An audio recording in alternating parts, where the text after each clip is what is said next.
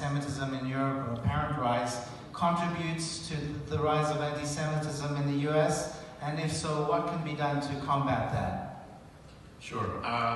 Clearly in this day and age of technology, like Your Excellency was saying, a tweet, a message, anything out there could really light the little spark that's going to light the bigger fire.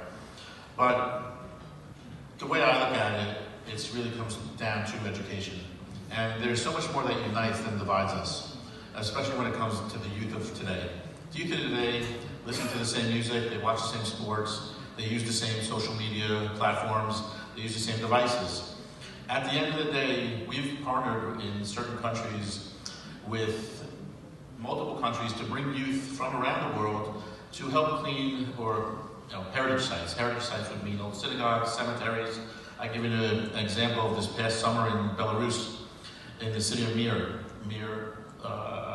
Yeshiva now, here in Israel, in America, hundreds of thousands of graduates from the Mir Yeshiva. The Mir Cemetery, 423 tombstones were cleaned, reset, put back up, and when speaking to the students, I asked them why. Why did you want to do this? And they said, well, if we don't do this, who's going to? It's our heritage. This is where we came from. And these were students from Israel, from the United States, from Moldova, from Belarus, from Lithuania. And it's something where we see there is hope. I'm an optimist.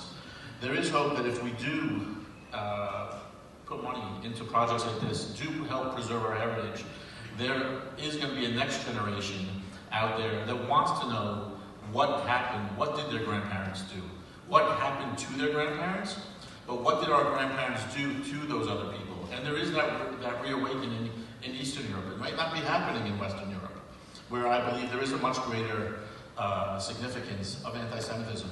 It is much harder to walk in Germany or in France wearing a yarmulke.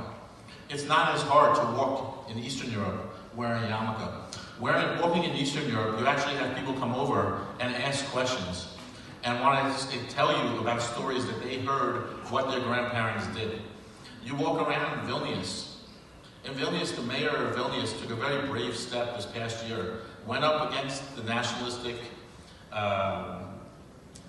popular party there, and ripped down a plaque which honored Jonas Noriega, a Nazi collaborator, who had a plaque up on one of the buildings in Vilnius. He caught flack for it.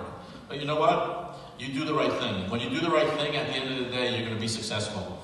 And the United States is going to be there, is going to help the countries that want to help. We're there to help preserve every last thing that it had to do with the Holocaust.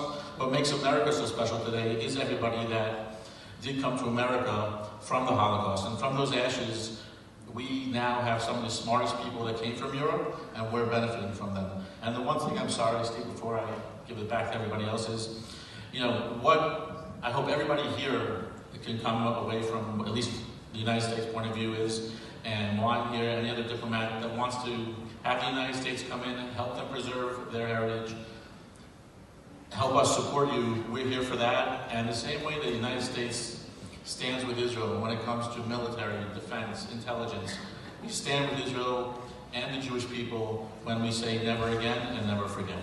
Thank you. Thanks. Thank you very much. Frederick,